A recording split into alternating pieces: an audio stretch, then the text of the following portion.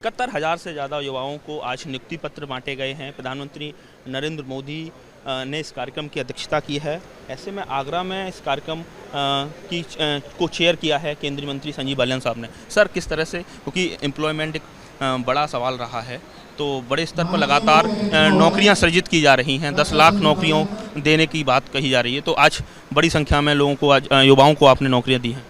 3,60,000 से ज़्यादा हो चुकी हैं अक्टूबर के बाद, और दिसंबर तक टारगेट 10 लाख का है। शायद इतिहास में आज़ादी के बाद पहली बार ऐसा होगा केंद्र सरकार में सभी पद भरे हुए होंगे।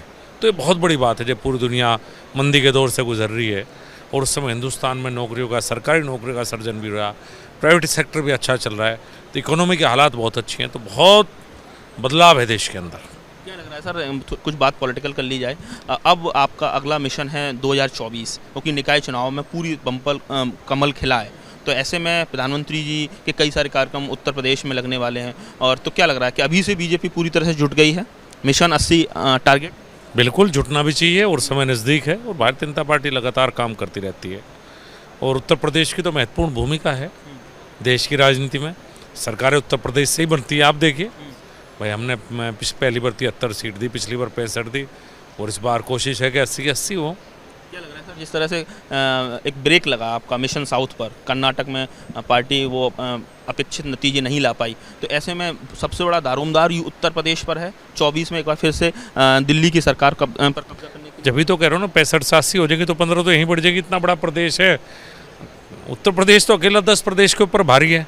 इतनी 80 लोकसभा सीटें हैं, बहुत जगह कम है, तो उत्तर प्रदेश अकेला ही संभाल देगा सारा मामला, मुझे उम्मीद है ऐसी। क्या लग रहा है सर, लगातार इस पूरे निकाय चुनाव में सर इसका एनालिसिस किया जाए, कई जगह समाजवादी पार्टी तीसरे चौथे नंबर पर चली गई, बसपा भी पूरी तरह से असफल रही है, AIMIM लगातार सर वोट गेन किया है, कई जगह उसके नगर पालिका चेयरमैन, पार्षद, वार्ड मेंबर बने हैं, तो क्या लग रहा है मुसलमानों का एक भरोसा रहा समाजवादी पार्टी पर, वो भी अब डगमगा रहा है SP से? बिल्कुल डगमगा रहा है।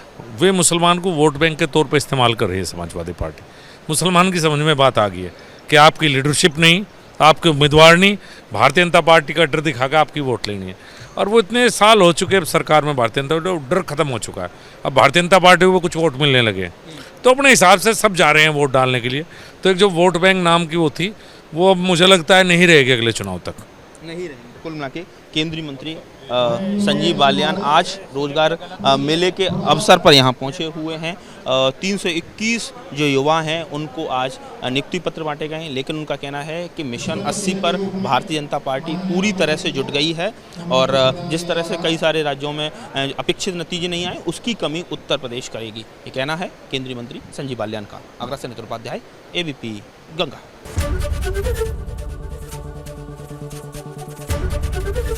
ABP गंगा, खबर आपकी, जुबान आपकी।